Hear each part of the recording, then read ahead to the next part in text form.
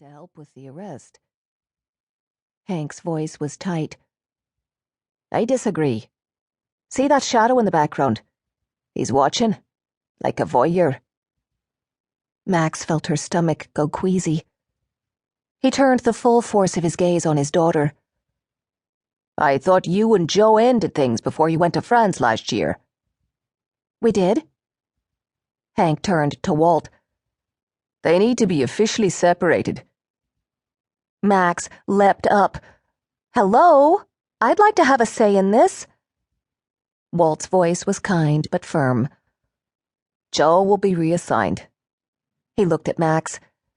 And I'm going to put you on temporary suspension. Max cringed.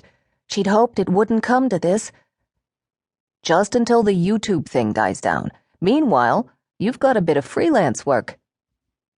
What's your agenda? She shot back. It's the wine critic, Ellen Jordan, Walt said. She received a threat and wants protection. This had to be a ruse, something her father and her mentor had cooked up. Ellen Jordan was her mother's friend. They saw each other regularly when Ellen was in town, but Max had not kept up with her. She hadn't even seen her when she was in France last year, involved in one of the biggest murder cases in the country. Now, Max felt like a child who was being sent to time out. She was pissed. So what am I supposed to do? Hang out in a bar and watch her drink? Better than that, Hank said. You follow her to Bordeaux and get to use that French that made your mom so proud. Yeah, Walt said. You can order croissants every morning. He said to Hank, She won't touch our donuts, you know. Ouch. Max's years abroad, before she made the leap to follow in her dad's footsteps, was the source of much teasing from her fellow cops who tried to knock her down a peg. Hank's fame as the NYPD version of Clint Eastwood didn't help. Max had to prove herself over and over to everyone. Once she had hooked up with Joe, she thought she'd no longer feel like an outsider. Now, all this was about to change.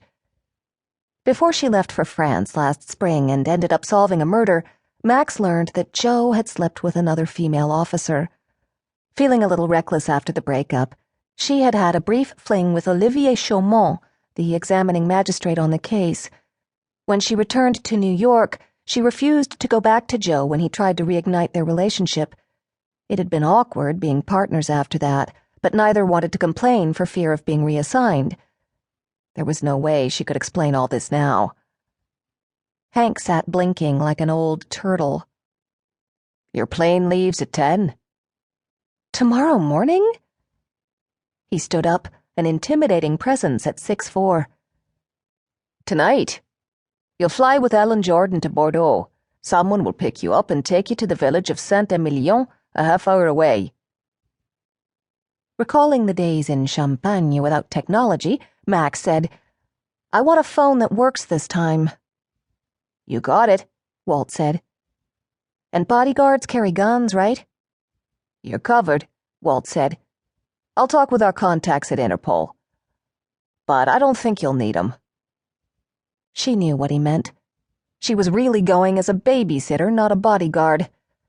Max hopped up and grabbed her short leather jacket off the back of the chair. By the way, Hank said as she headed to the door, your jiu-jitsu moves were impressive. It's that Kill Bill attitude at the end that got you into trouble with the public. She stared hard at her father. He raped a woman, Dad. What was I supposed to do? Congratulate him? Max. She walked out. When she got to the subway station, her cell phone rang. It was Hank. What? Your mom and I will drive you to the airport. I have a ride, thanks. She hung up before he could call her on that lie. Hank had been discreet as he watched her climb from rookie to second-level detective, but now it appeared he was going to start micromanaging again. She jogged down the stairs of the subway station and hopped on the express train to Times Square. She didn't know who to be more furious with, her father or Joe. Until 15 minutes ago, she had believed Joe's excuse that he had shown up too late to help. Now she had a mountain of doubt. On top of that...